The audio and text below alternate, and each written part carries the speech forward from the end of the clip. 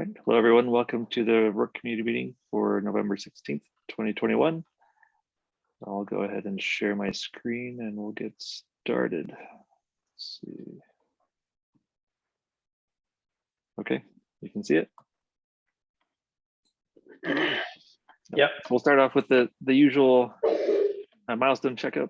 So 1.6, the project board is empty or nothing really to discuss there, but we did have a fix that was backported to 1.6 this week. And I think it'd be good to get the 1.6.11 release out in the next couple of days.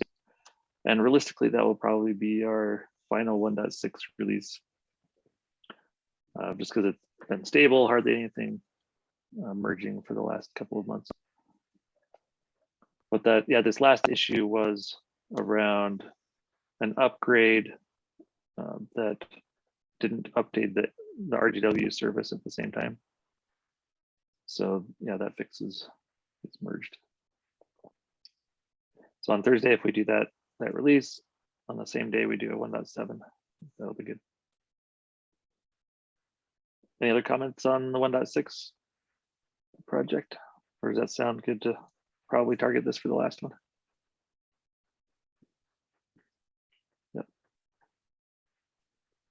All right, and then for 1.7, let me just open that board real quick. Yeah, 1.7 is pretty stable as well. Not a lot in progress there, but we're still having the fairly frequent backports.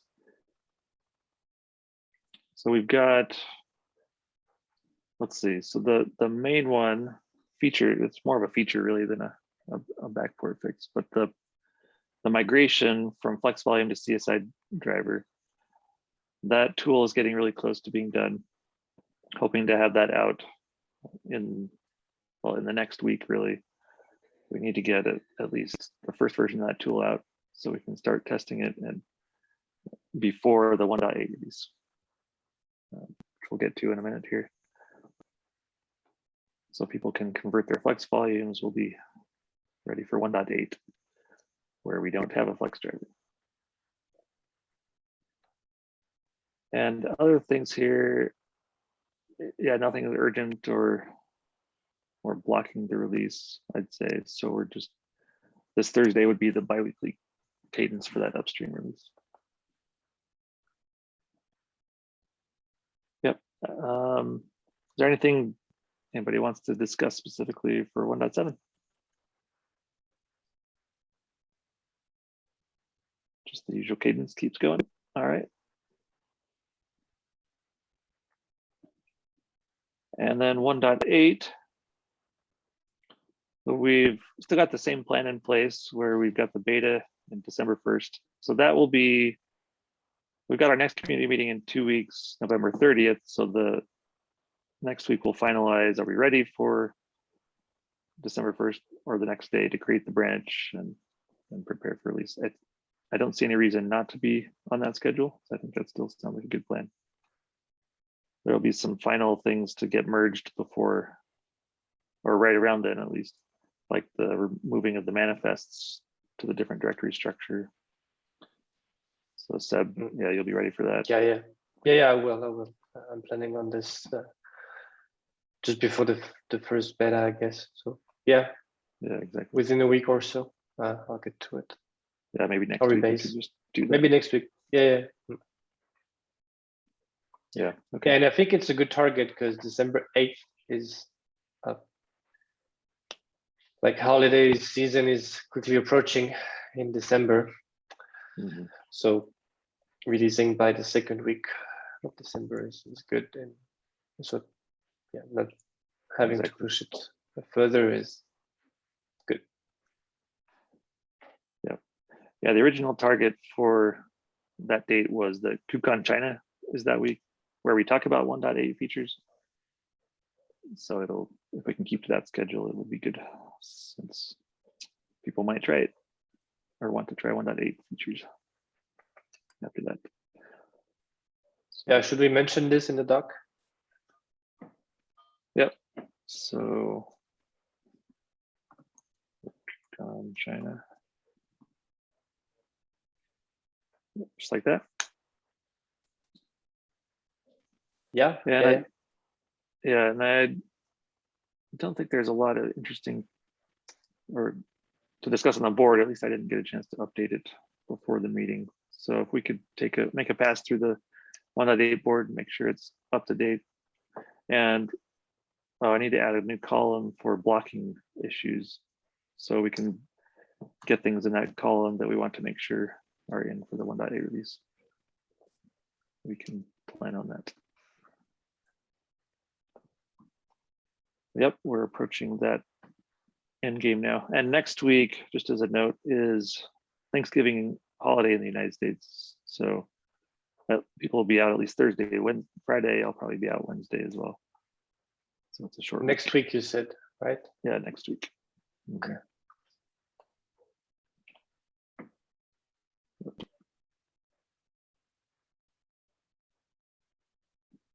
Okay. Any thoughts around the 1.8 release? Nobody wants to bring up?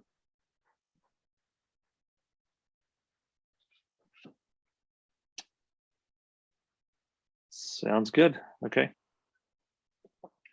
Well, with that, let's see, we have a couple of things in the agenda today. Normally frequently we've had an agenda item for the CI. I think the CI is just stable and working well with GitHub, so nothing really to update there. So I guess we'll get right into the NFS topic that Blaine has there. Blaine? Yeah, do we want to talk about Alexa's topic first, maybe? I think. Oh, sure. That might be a good quick discussion. Yeah, we stumbled upon this warning in the Ceph docs for the 16.26 release, which is well, at least to customers, quite unsettling. We had a customer contact us because they like always keep track of the latest Ceph version, and they were like, "Hey, this is going on. Like, as far as I understand this bug, like you shouldn't update to 16.26." So I think we might want to, I don't know, if we can do like a announcement or something on the Slack and say, hey, let's not update to 16.26 or something. Do we use Bluestore quick fix on mount? I'm not sure. Well, if it's the I don't default, think we do. but let's see. So we don't use Ceph Bluestore tool explicitly, right? And we don't Just use just for one, but not for this. Yeah, I don't think we're using it directly in Rook, but like if someone has issues with Ceph, at least from a how should I put it, with like an OSD or something, they might use this tool. So it's not something necessarily for Rook to say, hey, like there's a danger, but let me just quickly check if it's in the code. I just wanted to say, hey, here's a warning. I haven't looked too much into it if it's affecting Rook there. Okay. Yeah, unless somebody is really using Ceph Bluestore tool or setting that option themselves through the toolbox, I don't think it will affect them.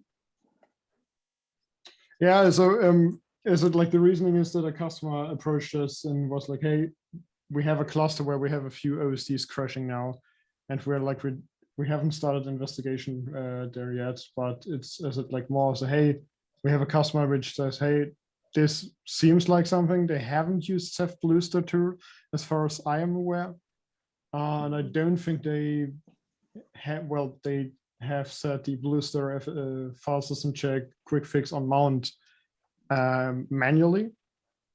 So as it like it's more for like a, I don't know, yeah, as it like a probably better not to update yet till 16.27 is out. Right. Because I think 16.26 is still our last release from a couple months ago, and so hopefully that's out soon. Yeah, the good news is from the ticket side, at least with the backport, like the backport seems to be done. So it's really just seem that we need to wait for 16.2.7, or well, someone that wants to update. Mhm. Yeah, and I guess, so we don't believe this affects Rook users. So do we, maybe as a precaution, we could announce this, be careful of this if you're doing something custom, but by default, we just don't expect people to have a problem. Right. I've been trying to figure out, do we know if this is default turned off? So I found a question online of someone asking what the consequences were of setting that to false. There's also a tracker in Ceph. Says updated 8 months ago, disable Bluestore FC quick fix on mount by default. I think I should mention that if I remember correctly, the customer cluster where the issue occurred, or at least they have a few OSDs crashing now. Thankfully, it is just a test cluster. I think it was initially created with Rook 1.1 or maybe 1.2, I guess.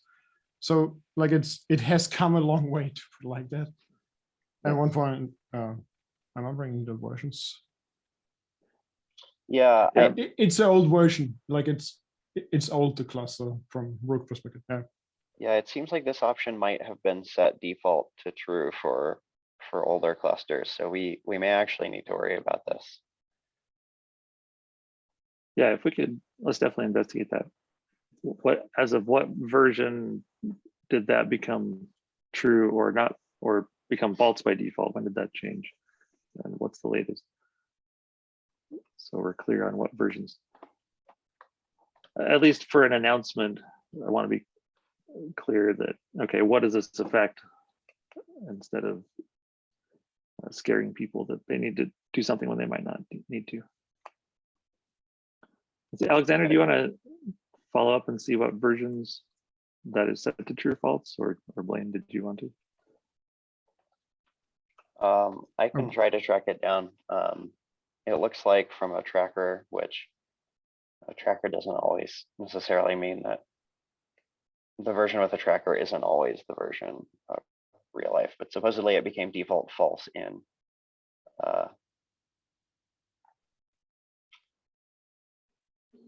Pacific, like in just the .0 version of Pacific.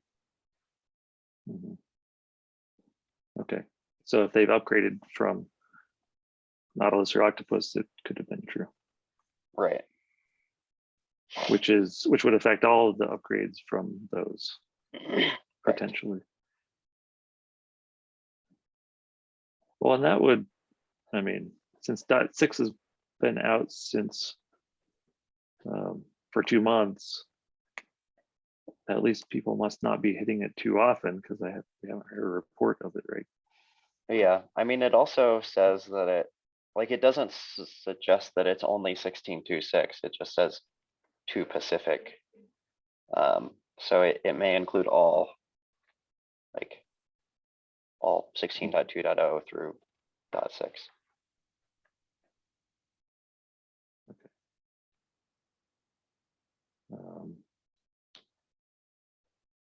Okay, yeah, let's take it offline and investigate what it takes to trigger, because it must not happen very often if we haven't even seen a problem so far in all our upgrade testing and people's clusters. Yeah, it's just one customer so far, and like it's more of a, hey, they had multiple OSDs from what they said fail at the same time. So it's more of like if it happens, it seems to be cluster breaking, I would say. I still need to get more information from them, but as far as I'm concerned, I said like multiple OSDs of their thankfully test cluster failed, and more or less their question is with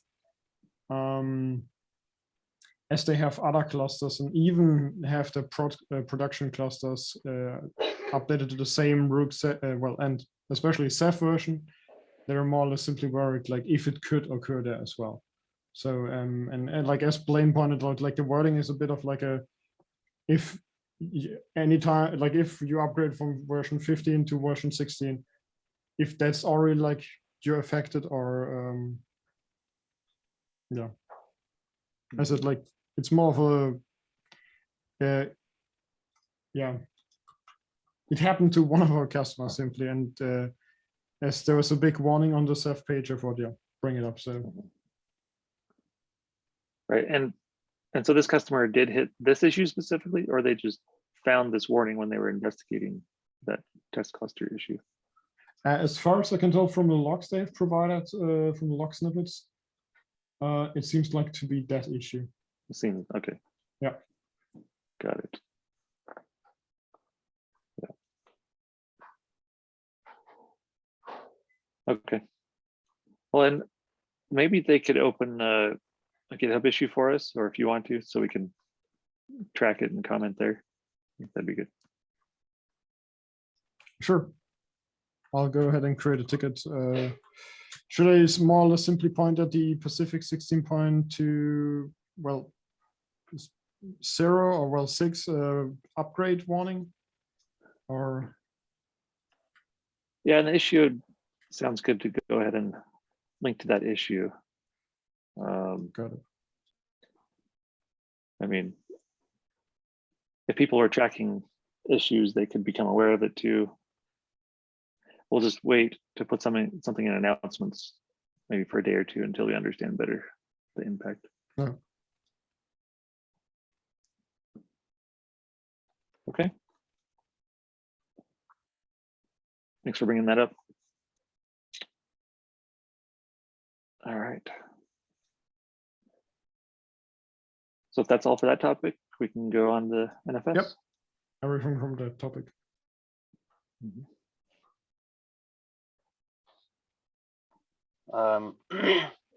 Yeah, related to NFS. So I know we don't really have plans to keep NFS up to date right now. And I did find through some other research, there's an NFS server and an NFS server provisioner that provisions exports on persistent volume claims. So this appears to be not specifically like a CSI provisioner, but it is a provisioner that responds to storage classes and and persistent volume claims in much the same way a CSI provisioner would.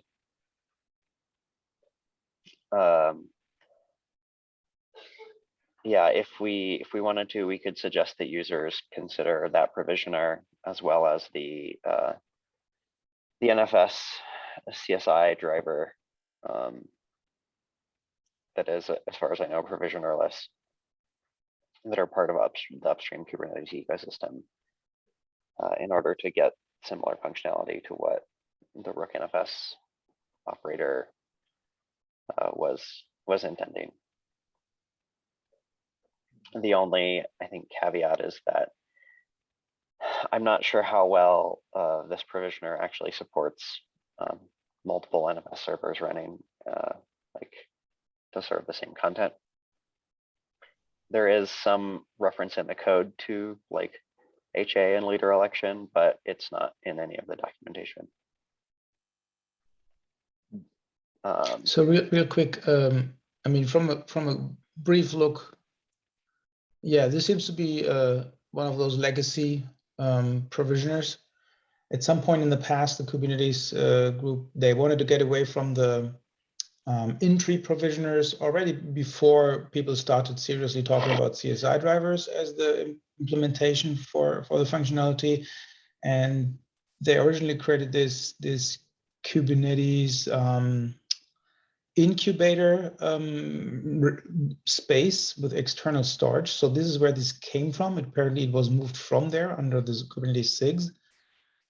And because everybody seems to want to get away from the legacy provisioners and move everything to CSI Drive, I was just surprised. This is why I also mentioned it to you, Blaine, seeing this kind of legacy kind of provisioner moving forward. And it seems to be active, the repo, right? So that is, I mean, at least somewhat active.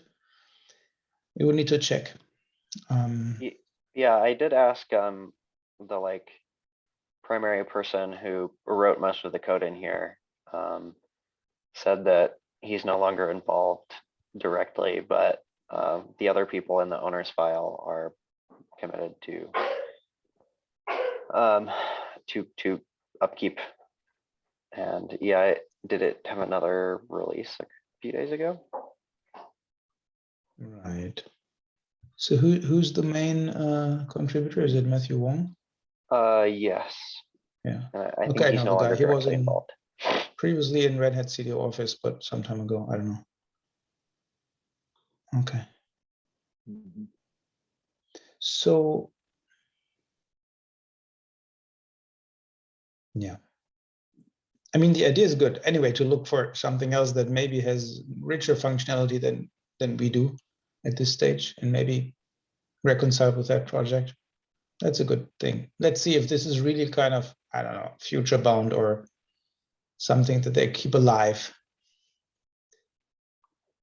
Right. 'Cause, yeah, the reality is though is with Rook NFS, nobody's contributed to it really in any meaningful way Right. since it was created. So it doesn't make sense for Rook NFS to continue. We should probably deprecate it unless we get someone maintaining it. Or if we find this other one really replaces it, then yeah, great, let's point people to it since it does have a more active community. Yeah, I agree. And I really feel like this is overall, at least from my perspective, feels like a better approach than using an operator. So just because it has such low community involvement, at least our our Rook NFS operator, and this seems to have more traction. Yeah. Okay, I mean, this is if we something, vote, Sam, I would just vote. yeah, fine. I mean, but this is a very conceptual, important point, right? Mhm. As the, would it be good to have an operator with proper CRDs to manage NFS exports and an NFS server, and maybe a provisioner, CSI driver provisioner on top of that, if you want to use those exports inside of OpenShift, but also with the option to directly use that operator with its CRDs for other purposes? Or is it better to always have a CSI driver because, or whatever, maybe here a legacy provisioner driver? My reaction is that we probably want to put the kind of management of the NFS service and exports in an operator, because the CRDs might give us greater flexibility for those cases where we don't need the CSI or PVC layer on top. But yeah, we can of course discuss that. It doesn't. It's also not mutually exclusive, right? You can always layer a thin provision layer on if you want to have those PVCs on top of an operator, but for external consumers that are not coming from inside Kubernetes, you might want to have additional flexibility. I don't know. That's why I'm still kind of intrigued with the concept of an operator in the middle. Yeah, but I think this is really, I mean, I can see that the use case of external consumers, I understand this use case. I also feel like the operator, if the operator has to do something, then it should only deploy NFS and then maybe configure it. Exactly. Then as soon as you want to consume storage, then you would have to use CSI for this, at least in a Kubernetes environment. Yeah, but that's in the backend. Yeah, well, yeah, I'm not sure what you call the backend, but But yeah. Okay, if you want, so what I'm consumer, saying is yeah. there is The consumer. okay, there is NFS and there is storage underneath NFS that NFS is supposed to export, right? That is coming ideally by means of some CSI provisioner, right? It could be Yes. Ceph CSI, it could be anything, right? That gives us a file system that we can put an export on top. And then there's the NFS service. That is, you could call it an application that is managed by an operator. And then you could put a CSI driver on top if you want to use the NFS as the method for mounting PVCs in Kubernetes, right? So just to compare, this is exactly what we did with the SMB stuff, right? We have a storage class, a CSI driver below that, in our case, Ceph CSI. Then we have an operator to manage all sorts of aspects of this application of the shares. And then we have a provision on top for those use cases where we want to consume it inside OpenShift. So you could combine all or two of these layers, sure. The question is there benefit in keeping them separate? I mean, as this Right. NFS like Ganesha server and external provisioner exists, I suspect like it is the provisioner and like would act alongside the either in-tree NFS driver or new CSI NFS driver for them to be able to mount that storage. So like I think this is a separated like use case that already exists in the ecosystem. I also, excuse me, I think an operator, I think it's good to consider like what are an operator's strengths and like where is it useful. To me, it's an operator isn't as necessary if like it is really about the complexity of the thing being managed. And I don't have a super strong like understanding of how difficult is it to manage an NFS server, but the server external provisioner here is at least going by the assumption that all that's really needed to run and keep an NFS server running healthily is a persistent storage underneath and a deployment, which that means we don't really need an operator at all to manage like complex states of the NFS server. You know, do we need to like move it if it's bad or whatever? Like it just gets restarted by the deployment. The other kind of thing an operator might be good for is like, do we need to limit certain like configurations? Like would what do they call it? Like an acceptance webhook. Would something like that be necessary to help users configure it or not? But yeah, I don't know. I mean, to me, seeing the external provisioner here, it's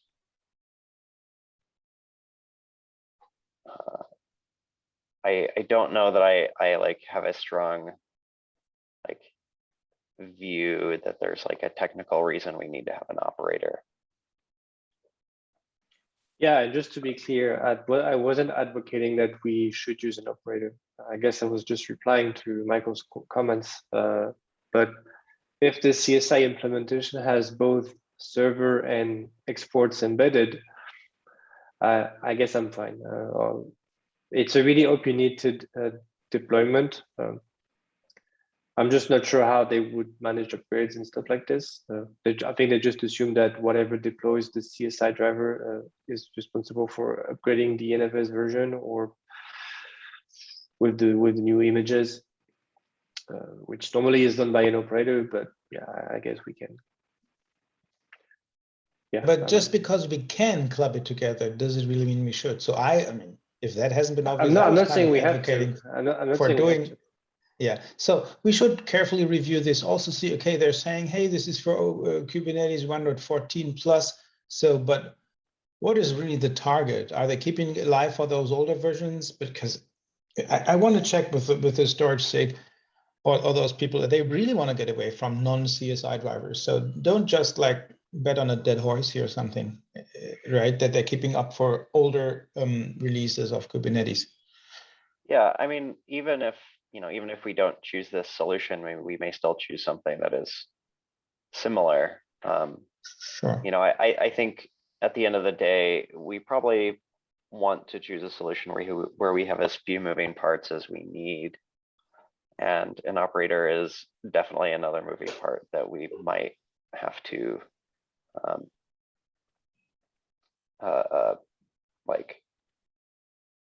that we would have to maintain. It might be easier if we don't. Well, yes and no, right? We would have an external, like we would have an additional CSI driver anyway to be managing.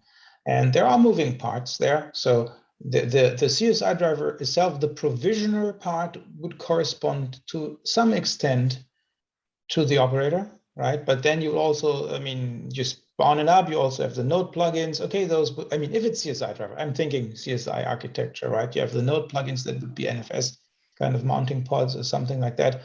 So there are components as well.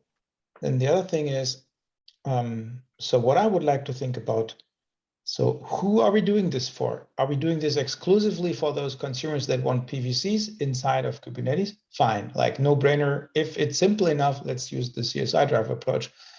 But let's just, before we decide this, think about for those external consumers, right? And our motivation here is certainly to first, and initially at least primarily, target those use cases. I mean, from why we are talking about this here in the community, as driven from what we want to do in the products, right? So we are looking at those external consumers, and so the admin of the Kubernetes cluster would be the one creating those NFS exports for the for those consumers, and the admin needs to have an easy and convenient way of communicating the exports URL out to those customers or to those consumers.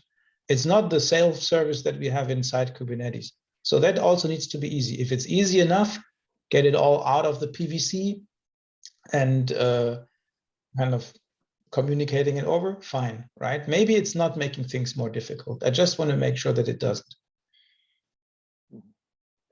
Well, that scenario definitely seems like the more interesting one for providing the storage to outside the cluster. Because inside the cluster, we'd expect people are just provisioning RBD or SFFS. So I think indeed for NFS, that's the primary scenario anyway, outside. Exactly. At least for our purposes, right? For other purposes, yeah, maybe they need NFS to make a non-distributed storage available on other nodes, right? I mean, if you have local storage, put NFS on top. In principle, you can mount it on other nodes. So that's a use case for NFS for a non-Ceph backend. But if you have a CephFS backend, fine. You would directly use the CSI driver inside Kubernetes. I fully agree. Yeah. Yeah. So let's look at this a little more. It's an interesting find for sure. And yeah, and really, I think it comes down to two questions for me. So first of all, does it make sense for what's the right implementation, right? Is this new thing better? Do we like the operator approach better? What's the right approach? But then ultimately, on the Rook project, are we going to put resources into, or who from the community is going to maintain the Rook NFS? That eventually we should answer. Are we deprecating Rook NFS or going to really get it to production level, since it's still in alpha state?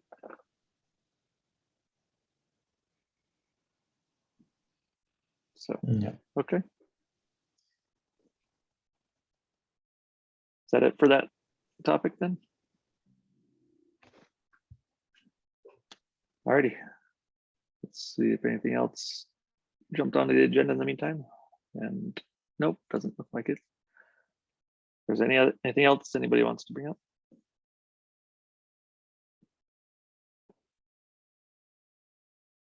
All right, with that, we'll call it a meeting, and thanks everyone for your input. Have a good week. Thank you. Have a good week. Bye. Thanks, guys. See ya. Bye. Have a good week. Bye.